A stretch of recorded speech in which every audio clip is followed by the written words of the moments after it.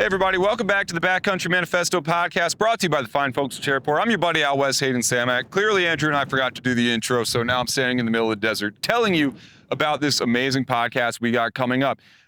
Thom Pollard is an Everest historian, an Everest summiter, and the host of the very popular YouTube channel, Everest Mystery. Today, he's on the show telling us the story of the 1924 British expedition to summit Everest. George Mallory and Sandy Irvine lost their lives in this summit attempt, and ever since it's been the subject of much speculation. Did they summit? Did they not summit? Where are the bodies? Well, in 1999, they found the bodies, and Thom Pollard was there for that. So, without further ado, let's get to our conversation with Thom Pollard.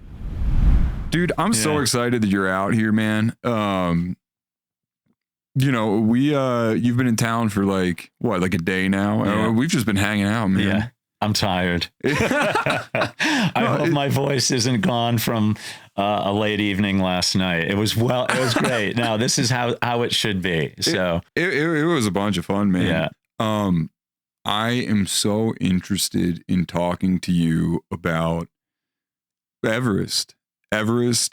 The spirit of exploration there, and in a later episode, we're not sure when this is going to drop, but I'll give you guys the inside scoop. We're actually recording 2 today, one of which is going to be the story of George Mallory and Sandy Irvine, which we're going to hear now. And then later on, we're going to have another episode where we talk about things like the modern state of Everest and what's been going on there. How has it changed? How hasn't it changed? What will the future hold? So let's talk about some Everest history. Yeah. A lot of people do know about the George Mallory Sandy Irvine expedition. I keep calling the George Mallory Sandy Irvine expedition. Is that like a fair way to categorize it? Who else was on that expedition? Because I know it wasn't just the two of them. It was the third British expedition in 4 years. So it's, in a general way, you would say the 1924 British Everest expedition. Okay. And they had been there in 1921, 22, and 24. And the first one in 1921 was more of an exploratory expedition. They thought maybe they could get up the mountain. But there was like a scouting trip. A scouting trip. And it was long and arduous. And essentially what ultimately happened on that 1921 expedition, if you don't know the topography of Everest, they essentially had to do it from the Tibetan side because Nepal, the southern part of the mountain, was closed. Kingdom at that you couldn't point. go. Yeah. And they had to get special permission from the Dalai Lama to go into Tibet to do this, right? And they went and visited, all these really sacred monasteries and things like that. And they had to find a safe passage to the inner reaches of the mountain. And nobody had really done that before. Nobody had ever taken the time to do that.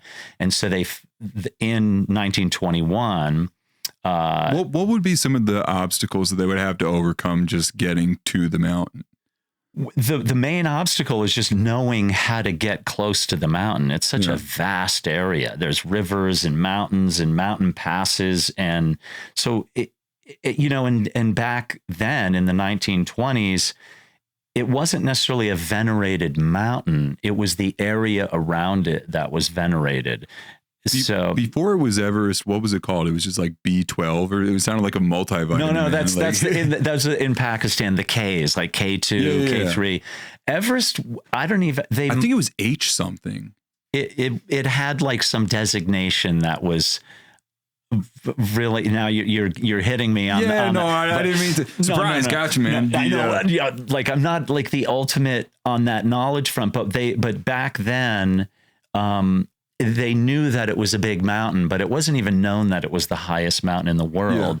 Yeah. The area around Everest is really what was thought to be sacred. And many people say it's a sacred peak. And of course, all mountains, the earth is sacred in many respects, but it was the area around it. And that's what was really venerated by the people of that region of Tibet. Mm-hmm. And Padmasambhava was this wayward wanderer who brought what we know as modern day Buddhism into the area, and he meditated in caves there, And when we ultimately went in 1999, I remember driving up, because you can literally drive into base camp. Really? It's ridiculous. Yeah. Like in Nepal on the south side, you have to trek up through these villages and valleys and up and down. Is that the area that most people go into on the south side? South side is where well, not the vast, but definitely a higher percentage of people climb in Nepal.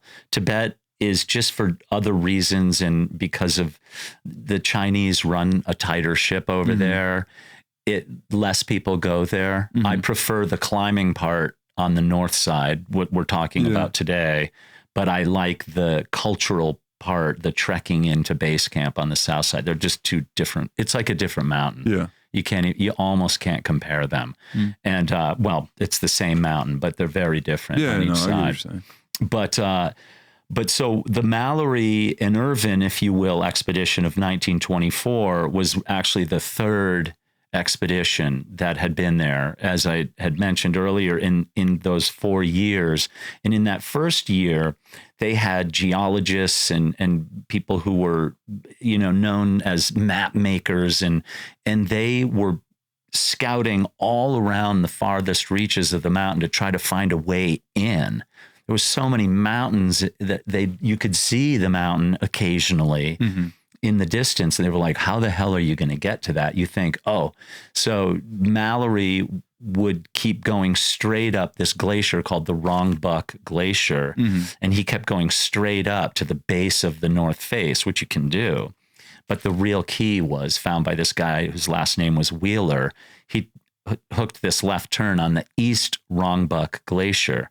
And he's the one credited with actually finding this route that's used today that gets to the onto the North Col, and so that's the ultimate route, and that's the most people who climb from the north use that. There were a couple of exceptions where people use different routes up there, but 100% of the people now use that route. And once they determined that in 1921, they were like, okay, now we know how to get there. So they went back in 1922, had a hell of a time. It was not really a very good expedition. And one of the real downsides of that expedition is Mallory, he wasn't impetuous or thoughtless or anything, but he was so driven by trying to get up the mountain. He would pull anybody and anything up with him, and he'd take these Sherpa and porters who had absolutely no experience even walking in snow, let alone going up these steep snow slopes. And toward the end of that 1922 expedition, they're like, let's try to get back up on the North Col and try to find a way up this ridge that does head up to the proper northeast ridge of Everest. And in an accident, there was an avalanche, and it killed 7 porters. They never found them. They're still buried up there. And it was just this horrible, horrible tragedy that I think really kind of put a mark on Mallory, in my opinion. I think a lot of people forgave him for it, but his ambition was almost exceeding the reality of how difficult it was to climb this mountain. And so you put it in this other perspective of, you have this mountain where most scientists said it is impossible. You cannot go up that mountain. You'll die. If you even walk up to 23 or 24 or 25,000 feet, you cannot survive. And so they went back home after the 22 expedition, licking their wounds, and Mallory was essentially done. He was like, I'm done. He had 3 kids. He was going to go back and be a school teacher and kind of run this school at his home in England.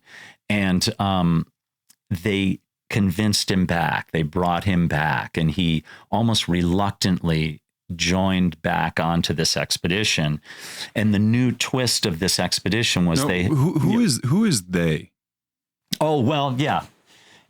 This is the ultimate question. I know I'm like speaking in kind of these really general terms, but nowadays, if somebody wants to climb Mount Everest, they just say, okay, human being, says, I want to climb Mount Everest. And I have a spare $100,000. And I've got some cash laying around. I'm going to go and I'll sign up with this expedition company or that expedition company. But back then, this was a real British Empire thing. And the Royal Geographical Society was the, if you will, the foundation and the bedrock upon which they built these expeditions back then. Yeah, well, because mountaineering still is to some extent, but certainly used to be a hugely nationalistic, pursuit. Like so much so that, the Italians on K2. Yep. And when the French on Annapurna. When Hillary, summited Everest the same day of Elizabeth's coronation, or the news got there the day of Elizabeth's coronation. I mean, it was just this, oh man, we're on top again. Yeah. Yeah. And so this is a way that the ultimate Everest historian in my mind is this anthropologist, Wade Davis. He teaches in British Columbia, explorer in residence for National Geographic, a brilliant mind. Yeah. And he wrote this book called Into the Silence, and he tied it in with the Great War, World War I. And all these men on these expeditions had seen the ultimate horrors of war. They'd probably seen literally hundreds and hundreds and hundreds of people be killed and dead rotting in the fields in front of the trenches of the Great Front. Yeah.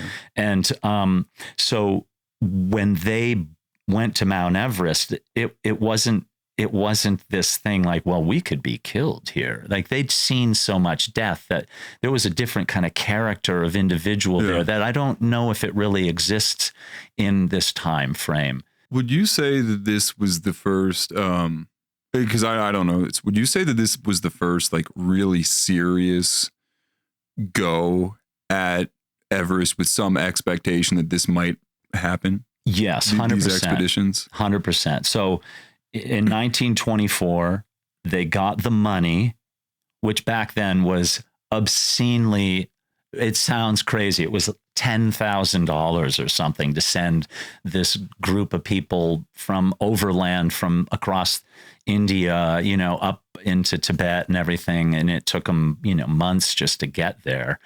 And they went back in 24 now. And setting the context of it. So Britain had been beaten and they won, if you will, World War I. They were on the winning side of it, but just to sustain themselves in the war cost £5 million a day, and to run the British Empire. Before that, it was like £500,000 a day. And we're talking about this empire that's like slowly wrapping its arms around the globe. They were this, it was the modern day Rome, if you will, right? So they came out of the war kind of knocked down and dragged out, and the future was set. Even though they were still building and expanding their turf more or less around the world, they felt, and this might be projecting a little bit, but it was almost like Everest was a place where they could find redemption. Yeah. They'd been beaten to the North Pole, they had been beaten to the South Pole, and it's like, if we've got to put Britain on the summit of Mount Everest, the third pole, right? Mm-hmm. And that's what it's called ultimately. And so they got back, the Brits got back in 1924. George Mallory was sucked back into the vortex, almost out of some fate type thing. Yeah. And with them, they had a very, very strong team of individuals. Most of them had been in the war and were brilliant men, artists who would read poetry and quote Shakespeare and during the day, and then be ready to go and knock the shit off of this mountain. And, these guys were some of the most badass individuals who've ever lived on the planet, real badass individuals. Right. Yeah.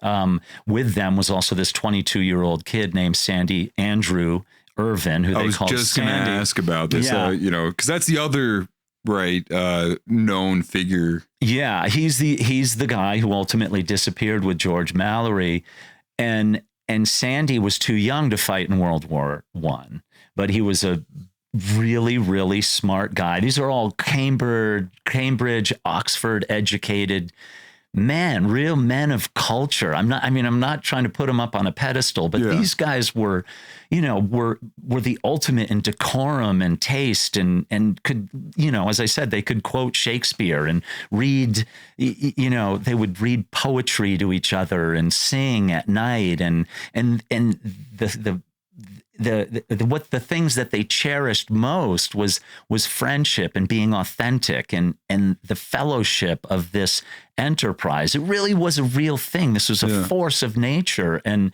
that these people were, but they also had with them this new thing that they had been developing called bottled oxygen. There were these rickety, little contraptions that weighed 25 pounds. I had no idea that there was bottled oxygen this early. This is the ultimate beta test of this, right? Yeah. This is them being like, okay, well. And Mallory didn't believe in it. Mallory was like, this oxygen thing is nonsense. So we don't need oxygen. It weighs too much. Do you know if anybody had ever attempted climbs with bottled oxygen prior to that? Yeah, it had been getting tested and used, but that would far exceed my historical knowledge to be able to say, yes, it was attempted on some mountain in Asia or something. Well, I'll tell you what, it's interesting to think about with, we keep pointing back to World War I as sort of like the impetus, and World War I, like the most infamous part of that perhaps is the poison gas. Yeah. So it's interesting that a whole bunch of World War I veterans are all of a sudden kind of pioneering the bottled oxygen. I wonder if there's a connection there. Wouldn't surprise me. Yeah, certainly. These guys wanted to get every leg up they could on the mountain to try to give them a shot, and some of the team believed that this was the only way to make it. And then Mallory, early on, was not into it at all. Was it a skepticism of the technology, or like a I don't know, like a philosophical objection? I think it was not understood just how important like the bottled oxygen really is to the body at altitude. There was not a lot known about it. Like the altitude record at the time was in the mid to low 20,000s at the time.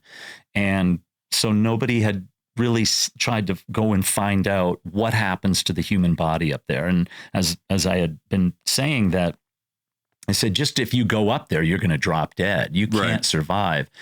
Did they think it was going to be like instantaneous or something? Like you get up to a certain point and you just like pass out and that's it? Kind of. Yeah. I mean, and like if you were to just decompress the air pressure in an airplane at 30,000 feet, you'd be dead in minutes. Yeah. You'd literally just die in 3 or 4 minutes. But these oxygen units, the kits that they had, they leaked. And so they would fill them. And then, 2 or 3 days later, half the oxygen would have leaked out. Really? So they weren't working well, and they were finicky, and the delivery system to get it from the bottle into your mouth was really finicky as well. But Sandy Irvine was this engineering freak of nature, and he kept jury rigging them and fixing them. And so as the expedition went on and they were unsuccessful in their attempts, George Mallory got this idea, is like, well, if I get Sandy with me, he's this young, strong kid with 0 climbing experience. Oh, really? Yeah, none. He was not a climber. I didn't know that. He had been recruited essentially by Noel Odell, who was one of the strongest and talented climbers on that expedition, and ultimately went on to do the first ascent of Nanda Devi, which was at the time the highest unclimbed mountain in the world. Great climber. Noel Odell also came to New Hampshire, where I live, and put an ascent up there in the 1920s, and there's a gully named after Odell. And so he's a big kind of really amazing human being. And Mallory probably should have chosen Odell for his summit bid on June 8th in 1924, but he took Irvine with him to try to bring this oxygen apparatus and see if they could have a go. So you have summited Everest, and this, we can contextualize this for the audience real quick. you've summited Everest, and you were telling me that you hung around up there for half an hour just with the oxygen off, just to see what it was like. Yeah. What kind of stuff did you notice happen to you without the oxygen at that elevation? Immediately, the first thing I can say, because I was really well acclimatized. This was in 2016, very well acclimatized. I was at probably the maximum, meaning I was slowly bringing my body up to higher altitudes over the period of like a month and a half or so. Can you describe that acclimatization process? Because I know the impression that I was under was you would go to camp 1 and then camp 2 and then camp 3 and then camp 4 in like sort of an upward linear progression. That's not how that works at all. What happens? People do it. For instance, a woman from Nepal, Lakpa Sherpa, she's the woman with the most ascents of Everest. She's climbed it 10 times. She just goes straight the hell up the mountain. She hates the Khumbu Icefall, which is ostensibly the most dangerous part of the mountain. So she doesn't go back down. A buddy of mine filmed her 10th ascent, and he was like, Pollard, is this safe? We're not going back down. And he was with me in 2019, this guy named Matt Irving, a brilliant cameraman. And no relation to Sandy? No, he's Irving, and Sandy is Irvin. It would have been perfect if it was the same. And he texted me literally from camp 2. He's like, are we going to die? I'm like, you could. Yeah. He didn't. Good. He lived. And what are the hazards of not acclimatizing correctly? High altitude pulmonary edema or cerebral edema, where you're basically fluids are just leaking out of your lungs and you more or less like drown to death. You start spitting up blood, or the fluid on your brain expands, so you have these insane pounding headaches, and it makes you dizzy and unable to function or even think or see straight or even walk. So it incapacitates you. So the idea in a normal scenario is you'd take your time getting to base camp, which is 17,000 feet. And my apologies to people who work on the metric system. So you might have to put like a little key code. I'm not good at converting metrics from feet, but sorry, I can suffer through it, man. It's all good. On my Everest Mystery channel, man, people are like, dude, use metrics, man. This foot stuff is dry. So I always do both, but I have to go to Google, and it's a bad thing. But what you'd want to do is you want to slowly acclimatize. And as the pressure changes and as there's less oxygen in the air, your body slowly starts creating more red blood cells to bring oxygen to your brain, essentially, but to your all throughout your body. And what's happening with that is more red blood cells means thicker blood. So you become, the blood literally gets thicker. Yeah. And so you can get blood clots. So you have to hydrate. You have to really, really keep drinking a lot of water and, or tea or coffee or whatever it is that you drink. And, so you would do that and go to a certain level, maybe 1,000 feet a day. And on Everest, what we'll do a lot of times, we'll go up to, say, Camp 1 above the Khumbu Icefall, sleep overnight, 21,000 feet or something like that, and then go back down to base camp, sleep at thicker air, 17,000 feet, maybe even sometimes going down the valley for thick, warm air where there's actually grass growing and things like that. Then you go back up, maybe another rotation, they call it. You might go up to Camp 2, even up to Camp 3, up where, we're getting into the thin air, 24,000 feet. You might do that one more time, go all the way back down to base camp, rest. So just keep yo-yoing. And then that, usually by that third time, hopefully you're ready to go. And if you're acclimatizing well, your body is at maximum efficiency for going to altitude. Right. Now, you can only acclimatize to a certain height. Once you're in the death zone, which starts at about 8,000 meters, that one I've got, and about 26,000 feet, got maybe a day, maybe 2 days. People have stayed up there longer, but it slowly kills you. There's just, brain cells are dying by the, handful, if you will. Did George and did the 1924 expedition have any conceptualization of that?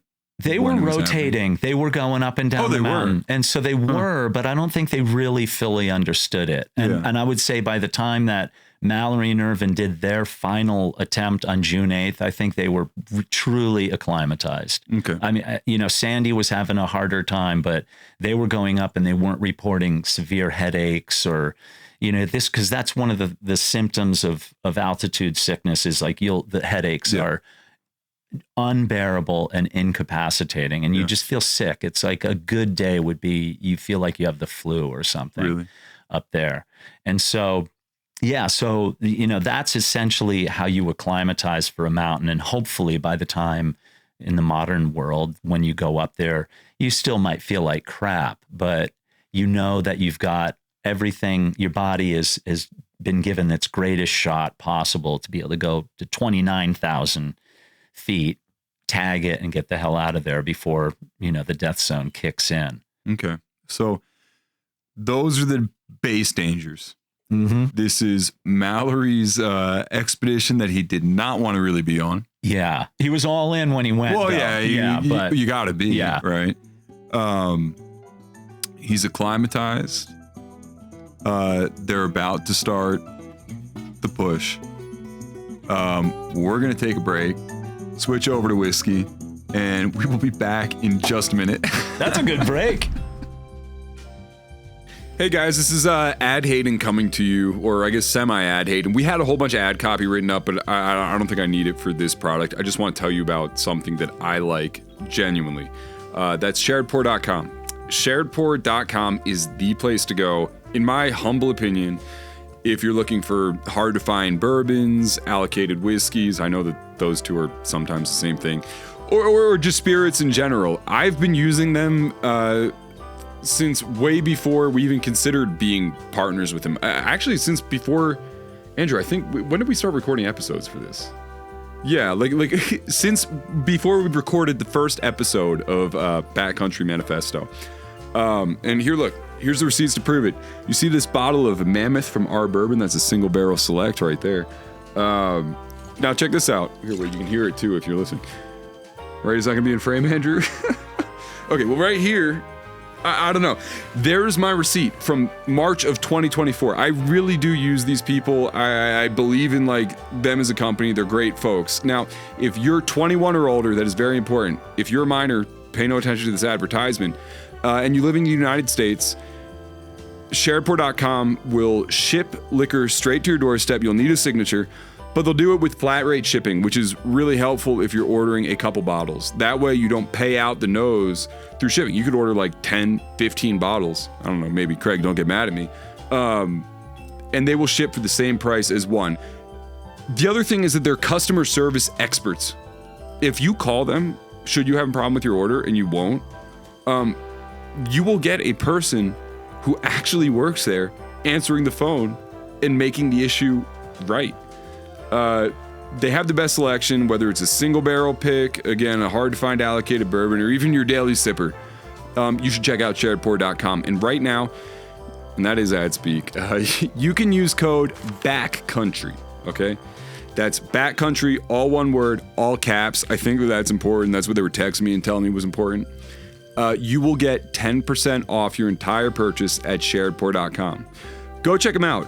You'll like them as much as I do. You'll get a bunch of cool whiskey. You'll impress your friends. You'll annoy your spouse. And you'll have some great spirits. Backcountry for 10% off your order at sharedpour.com.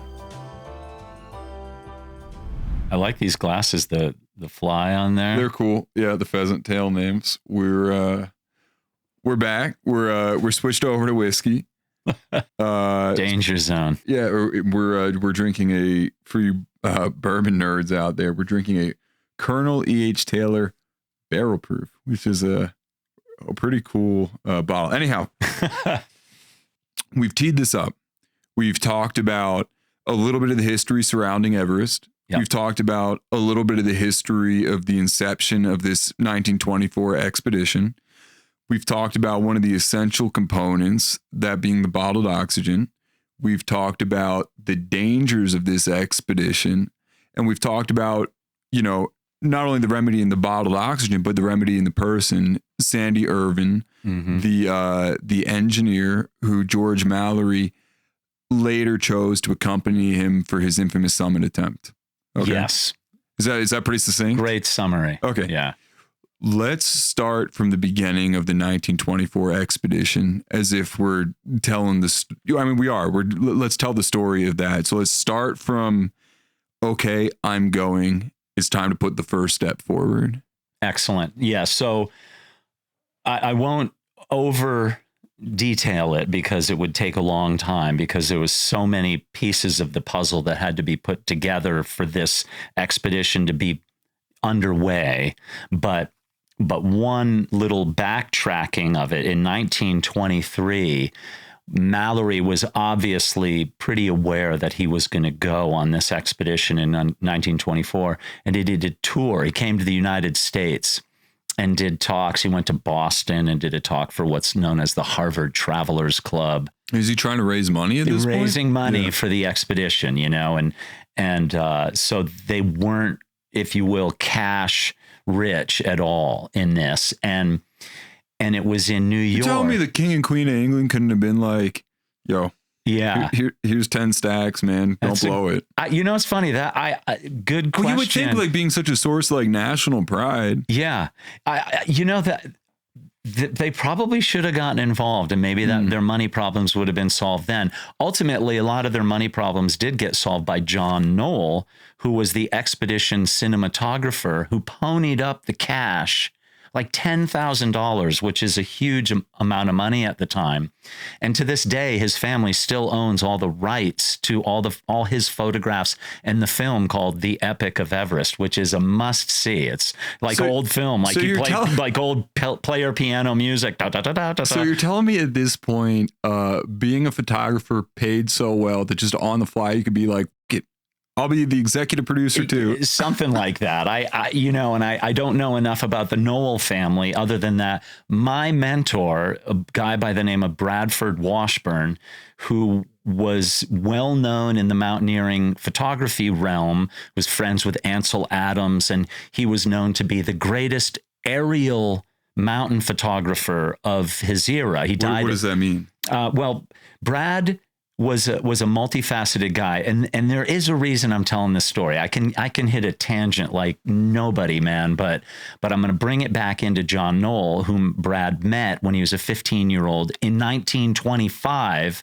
and Brad became obsessed with the Mallory and Irvine story as a young kid going to school in Groton, Massachusetts, and John Noel came, and Brad already owned a Kodak Vest Pocket camera that Mallory and Irvine were known to be carrying at the time. So there's so many freaking things that tie into my life too, because Brad took me under his wing. He died at the age of 96 in 2006. So Brad, he's gone now, but he was connected to that expedition. He's known for founding the Boston Museum of Science, which is one of the great science institutions and learning science museums in the world, at least at the time it was. And it's a great museum you have to go to. He also mapped Everest. He was the guy who mapped Everest. He mapped Denali. He mapped the Grand Canyon. Brilliant guy. And did 13 first ascents in Alaska in his years. Never lost a person. Nobody ever died on his expeditions. And also pioneered what the popular route on Denali, the West Buttress. They should call it the Washburn route, but it's the West Buttress route. And so Brad met John Noel, who inspired him as a little kid. And let me tell you, so I was already under Brad's wing. Like he saw this little film I did on this expedition. We got our asses kicked on Denali in 1993, like just an absolute freaking epic disaster. Nobody died, but it was this cool film I called Storm Over Denali. And Brad called me when I got back from the 99 expedition. I had no idea he was obsessed with Mount Everest to that degree. He was like, oh my God, we got to do a book on Mallory and Irvine. And I learned so much from Brad. So I'm going to bring it back in, reel me in. Yeah, let's see it. I'm interested how you're going to bring this back to the story. So the expedition, so Mallory goes to New York, right, in 1923. Kind of, that was just a little satellite story that just shows how all this shit is tied together and why this expedition in 1924 is almost this miraculous entry into my life when I least expected it at 37 years old, by being a part of the expedition that found Mallory's body. But I know, bring him back in. Oh no, don't. No, that's another story. 1923, Mallory is in New York, and some fan of his, a reporter or somebody who wants to get up close to Mallory, says, well, why climb Everest? And it's when Mallory said, because it's there. Yeah. And everybody wants to assign this prophetic kind of beauty to the announcement, like, you know, like he was like this, you know, like squinting out into the middle distance. Yeah, thinking he's what a great philosopher. Yeah, and like Neil Armstrong when he landed on the moon. And what's the reality? You know, one small step for mankind. What's the reality of that quote? Yeah. The fact is, he was really annoyed by this guy. And as Wade Davis says it, literally, he's like, he just wanted to go to a speakeasy and have a drink. And he's like, because it's there, dude. Yeah. Now back off. I'm going to go have a pop, as we're doing right now. So I'm really getting a little loquacious. So you have to reel me back in if need be. But so 1923, they get the money. They have the cash. John Noel, the expedition photographer, they're there. They trek in. And they did it. They learned a lot. And Mallory, I think, still felt that there was some weight on his shoulders. Like, I'm the savior. I'm the guy who's going to help redeem the British Empire. We just, you know, we're still limping. There was even a guy on the expedition in 1924. Now, 8 years after he was wounded in the Battle of the Somme, and when he got to the top of the North Col, he was still, wounds were still bleeding. We're talking 8 years later. These were like, you know, men of steel. Like, we don't know that generation of people, at least in the mountaineering realm, as far as I know now. But they had a great team they put together, and earlier in June, so they were kind of winding it up. Mallory had a really bad attempt on the summit that didn't get too far. And then on June 4th, Teddy Norton, who was a colonel in the war, and Howard Somerville, a brilliant surgeon, they went up and attempted this route that went underneath the North Ridge and to this couloir, if you will, right under the summit pyramid. What's a couloir for somebody who doesn't know? A couloir is essentially, imagine a big mountain in the distance, and you see a lot of rocks in it, and there's just this streak of snow that heads straight down the mountain. So what I might think of as an avalanche chute? It's like an avalanche chute, yeah, like a half carved out gully, if you will. Like, I think I used this when we were chatting the other day, but take an ice cream cone and just cut it absolutely in half. And the inner part, the concave part, was like, where it's all kind of like a couloir. Snow. Yeah, and it rises up a little bit on each edge, and maybe not as, steep, if you will, curvature wise, as an ice cream cone. But so Noel, so almost like glacier-esque. Yeah, there's a lot of falling debris, so that it would accumulate snow, and then rocks would tumble down, and it's a chute where everything gets funneled into, if you will, and this couloir that they were working their way toward was relatively close to the summit, like 1,000 feet, literally in altitude from the summit. But if you were to slip and fall, you would go literally 8,000 feet before you stopped. It goes right down to the Rongbuk Glacier proper. There's nothing to stop you. You just go. It's basically slide. Yeah, like a tumble, like a rag doll, and you're probably dead, like, quickly in something like that. So Somerville and Norton went out, and Norton got into the couloir, which now is named after him. It's called the Norton Couloir, rightly so. And he got up there. Somerville had stopped. He was having a horrible time, like coughing up a lung, literally spit out a chunk of his lung, hacking so hard. They're in altitude, man. They're in the battle. Norton goes out and he's like, I'm going to just give it a shot. Starts going up the couloir. Now we're talking, there are no crampons then. They were wearing these things called hobnail boots. They just had chunks of steel essentially hammered into the leather. Well, not hammered in, but melted into the leather. So when you make the sole of the shoe, you put the little spikes and things and into the shoe, and as the leather dries, it solidifies into the bottom of your boot. But there were no front toe points or crampons that we know of today that have big, thick spikes on them that you can walk and climb vertical ice with. They didn't have that. So footing, there was nothing to even push your toes into the surface. Norton went up. He was in relatively deep snow, maybe up to his thighs, and it was very slippery footing. As they say, it's like downsloping shale. Like like imagine you're in the middle of the winter during a snowstorm, you're on the roof of your house trying to climb to the top, and the shingles are created so when rain or snow falls down, they don't go into cracks. It goes down little mini ledges, so downsloping and slippery, and he was kicking things loose and it was tumbling down to the wrong butt. So he bailed on that, rightly so. He probably would have died. He valued his life. He went back in, he and Somerville go back down and meet Mallory and Irvine, and who are down in the North Col. And they thought, Norton and Somerville, that was it, that was the end of the expedition. And Mallory, that their summit attempt was going to be, we're done. It's not going to happen this year. Mallory had hatched a plan. He said, I'm going back up for one final assault on the summit, and my partner is going to be Sandy Irvine.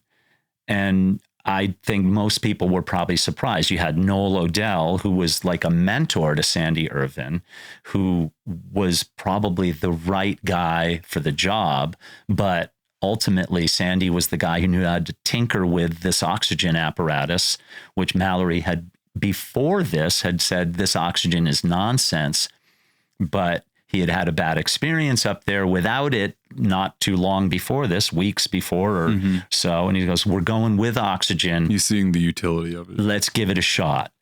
And so he spent a night in a tent at the North Col with Teddy Norton, who at this time had dropped his snow goggles. So the sun had burned his eyes. So he was literally snowblind. So he's like, walking like a zombie down there.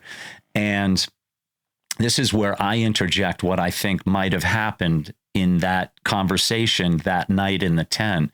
Norton explained to him how difficult the conditions were. He explained to Mallory how difficult the conditions were. In the couloir. Yeah. Like, this is what you might encounter if you go under the ridge and follow that same route. Yeah.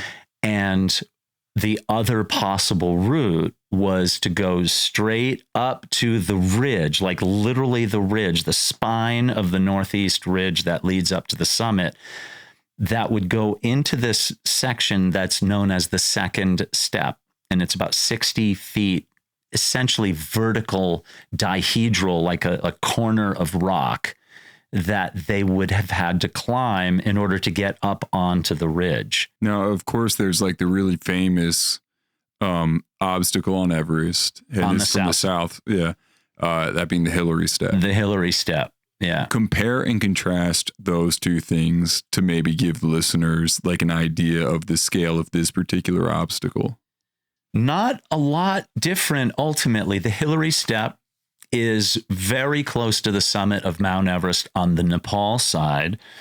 And it got its name when Sir Edmund Hillary and Tenzing Norgay were stepped over it. Essentially. And now this, talk about men of steel. They came to this section, probably 40 feet of relatively vertical rock and like a couple of boulders that you had to navigate your way up through and around in order to surmount it. Because, Sir Edmund Hillary had a lot of climbing experience. He was like, let's go for it. And he did it. I don't know how they got back down it, but he figured it out. He cracked the code to do it. So rightly so, it was named after him. Was your ascent on the north or south side? I was on the south. So I went over the Hillary Step. What was that like? Well, there was an earthquake in 2015. And that earthquake believe it or not, shook loose a primary obstacle on the Hillary step on this boulder, probably the size of this studio we're sitting in, maybe bigger. Literally, you can, probably that's about right. And it tumbled down the mountain and landed near Camp 2 at 21,000 feet. And then it made the Hillary step really easy, much easier. So when I went, it was in the middle of the night. I got up in it about 7 seconds. Really? There were like the rope was all broken and everything. So we just free climbed up it and really, and it never even entered my mind to be nervous about it. There's like an 8,000 foot drop on one side and like a 6,000 on the other. You're just a bad dude, I guess. I'm tough, man. I'm tough. I think about it now and I'm like, what the hell was I thinking? And so the step on the north side, what's that like? What sort of elevation is it? And what is the verticality of it again? It's probably it's probably in total about 80 feet, but there's a dihedral, which is like a corner of rock that is probably 30 or so feet. That's essentially drop dead vertical. And it's been surmised many times that in a technical term, like a modern day rock climber would say that it might be about a 5'10", or maybe a hard 5'9" in difficulty. And many people don't think that Mallory had that skill back then. He was a good rock climber, but 5'10", you know, we talked to the Stone Master, my buddy Rick Acclimatization, and Vern Clevenger, but it came up more in the conversation with Rick. 5'10" at the point that he was climbing, so early 70s, I guess, that was the top of the Yosemite decimal system. Like that was like, they made it 5'10" because it was not supposed to go any higher. Yeah, and then of course, like by the time the Stone Masters and Rick were like really pushing like the envelope, it started getting higher. Now what, it goes all 514 AB, is that like there's where like it comes some 515 surmise stuff and like little problems here and there that it's getting I think the hardest climb ever was 514B, but I'm not like, that's not my forte, so I follow it, but not like an obsessive. So anyhow, at that point in time, it is a very, very difficult technical bit of climbing that George Mallory is up against, with neither the equipment and possibly not the skill. I don't want to be like, he couldn't have done it, because I don't know, maybe he could have. Maybe he was the best. Maybe he was Babe Ruth, man. Yeah, you can never count a human being. He's like the Babe Ruth of mountaineering a little bit. Easy. He was the man, and you can't count out any human being when they truly desire something, like the power of the human spirit. Like this is where the whole Mallory story takes on this mythical kind of, air of insanity in a way, because he might have been able to do it, and they had some rope with them. So did he ultimately choose this route? Well, we don't know. Did he ultimately choose this route instead of going up the couloir? Like, was he on track to go that way? Or did he not even get to it yet? This is the biggest debate of all time, because Mallory way he went. Mallory had spoken of for years that the ridge route would probably be impossible because of that second step. Okay. There's a first step, but it's more of a bump, if you will. Not easy, but relatively so, a lot easier. And all the efforts before that by the British was to go under the second step and over to that couloir underneath the pyramid, the summit pyramid. So, but I think Mallory, I give him a lot more credit than just saying, damn it, even though that Norton had a hard time in the couloir, I'm going to just go back and do the same thing. I think he had a plan in mind. I think he thought his oxygen was going to last him longer. I think he was going to go take a shot at that second step. I do. This is another thing that blows my mind. I always felt like this mystery of what route did Mallory and Irvine take, what happened to them, what killed them, where did they die? We know where Mallory's body is, obviously, but I always thought it was like a neat mystery and controversy in a way that would bring people together. There are people out there who will hate you if It just turns super divisive. Dude, it divisive. Is fucked up. There are people who hate you if you disagree with them. I am amazed. I'm amazed. I love when people disagree and become closer because of it. If you disagree, it's like you are wrong and you're a bad human being and you're going to go to hell for disagreeing. I'm not kidding. It's the weirdest thing. So That's if wild. They're listening to this podcast now, get ready. There'll be comments. Bring it, man. It's like, but any possibility exists. And I think George Mallory was had a brilliant mind. And I think he was truly believed in himself to at least go have a crack at the second step. I won't bring you up to 1999 when the body was found. However, in 99, when we were setting our stakes on, he went the ridge route toward the second step. That's, I'll leave it at that. But so anyway, it's summit day. It's summit day, June 8th. George and Sandy. June 8th. It's the summit date. And Mallory leaves a note down at Camp 4. Look for us up on the ridge at about 8 o'clock, or look for us sometime in the day, right? And he had said they were going to leave camp, and it shows you what altitude was doing. So the 8 o'clock thing was that he said, we'll leave camp at about 8 p.m. on June 8th. And he obviously meant 8 a.m. But his brain is already starting to go like a little bit schizoid up there because you're not thinking well in the altitude. And they depart, and everybody's down below. John Noel, the expedition cinematographer, is focusing his camera up there, looking for any sighting of Mallory and Irvine up on the ridge. Noel Odell, the strongest, other than the Mallory on the team, in support of the expedition, goes all the way back up to Camp 6, the high camp, at about 27,200 feet, goes in and notices, he left a compass left some things behind that in the tent. Might have wanted to bring. Yeah, some stuff that would go with his oxygen apparatus. And because there wasn't enough food and space in that tent, Odell makes his way back down the mountain, and at this spot on kind of a bump to the, if you will, westward or left as you're looking up the mountain, he goes to this little airy spot, if you will, looking back up toward the ridge, looking for fossils. And he actually found a fossil up there. And he was he found a fossil up on. So this dude is making his summit push. Not the same person looking for fossils, but Mallory and Irvine. Yeah. I want to call him Irvine. A lot of people say Irvine. Okay.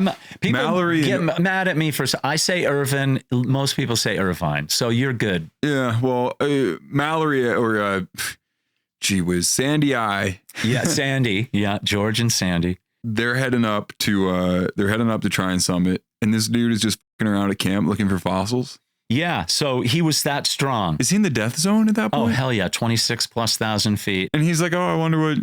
Yeah, so as he's making his way down the mountain... It's already died up here, yeah. Oh, yeah. He's making his way down the mountain. He's like, well, I might as well have a look around. And because he was a geologist, and this was his thing. And a lot of people, it's important to know in the tragedy of the story how close Odell was with Sandy. He mentored him, and he was friends with the family and everything. And I think Odell felt like...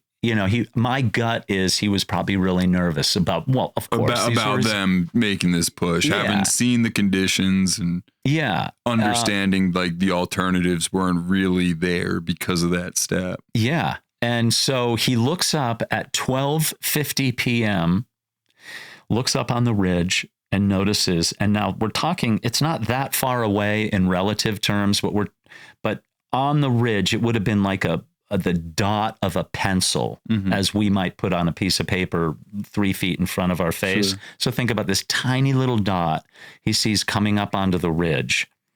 And then another dot moving joins it. And then they continue on toward the summit. So he sees on the ridge, and he made a mental note where he thinks it was on the ridge. Clouds come in. That was it. That's the last time that anybody had seen That was it. They disappeared. Never to be seen again. Except, Well, 75 years later. So before we get there, yeah, we touched briefly on the camera. We'll get there too. Yeah. That, for all intents and purposes, is the story of the final ascent of George Mallory and Sandy Irvine. Yes. They were never seen again. Never. The rest of the folks went home. There was no rescue attempt really made to speak of. They looked. They went, and Odell went back up to Camp 6 the next day. That's insane. Like, nobody does that. He was a badass. He went back up after having dropped down to the North Pole, all the way back up to Camp 6 again. That's like Sherpa stuff. Yeah. How many vertical feet is that? 4,000 plus vertical feet in the death zone. Yeah. He was an absolute unit of a man. Yeah. And he went back up, and he said he was going to go look for them. And there was, and if he found no signs of Mallory and Irvine, the signal below was he was going to take 2 sleeping bags and make a cross with them. So from below, they could see through spotting scope. And sure as heck, he made a signal in the snow. Yeah. Gone. And at that time, it still was some days later, they sent a telegram to the Royal Geographical Society, Mallory and Irvine gone. Yeah.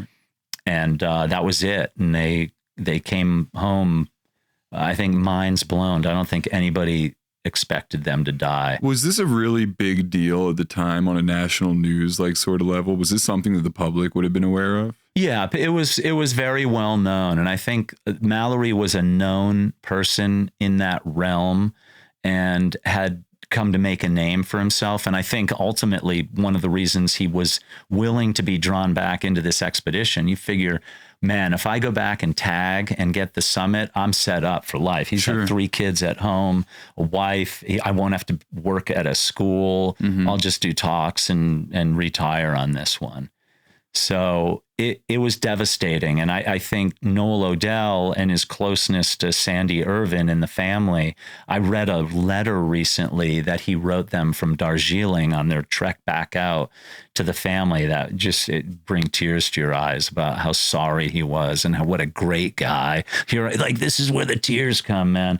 I mean, like, these guys loved each other. They were like this. They were a team, and they cared for each other. But then again, they had seen so much death, and they had come from this era of people who had just witnessed, hundreds of thousands of the best of Great Britain had been killed in the war. What was it? 900,000 people died in World War I from England alone, right? Yeah.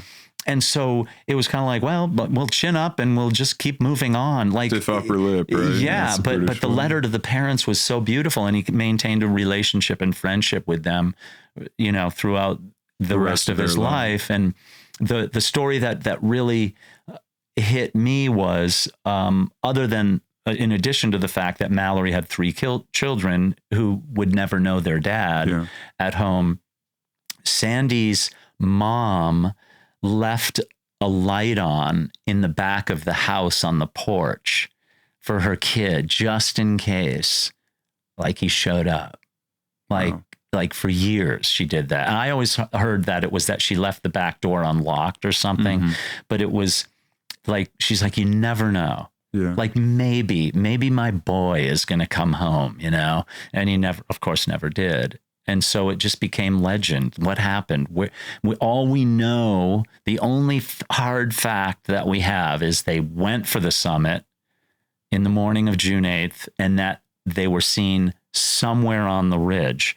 And Noel Odell changed his story on numerous occasions. A lot of people want to think it was closer to the summit, near the summit, that they summited and died on the way down. Some people believe they were seen near the first step, which would have made it virtually impossible for them to make the summit. Some think it was near the second step, but it's hard to tell because there's all these clouds and you're looking like, imagine when you look at a picture of Mount Everest, the north face flat, it's easy to see it, but then you turn it on an oblique angle and you're looking, Odell was looking kind of on this long oblique and the summit trailing away in the background. So we know he saw them. We don't know where. So we're going to top off these drinks. Hey, yo. Yeah. And when we come back, I want to talk about the next time George Mallory was seen, 75 years later, almost to the day. And at the time we're recording this, almost exactly 100 years to the day that they disappeared. Yeah. All right, everybody. Hope you enjoyed that conversation. For part 2, make sure to tune in next week. We're going to talk about a firsthand account, Tom's firsthand account of the rediscovery of George Mallory on the mountain 75 years later. Tune in.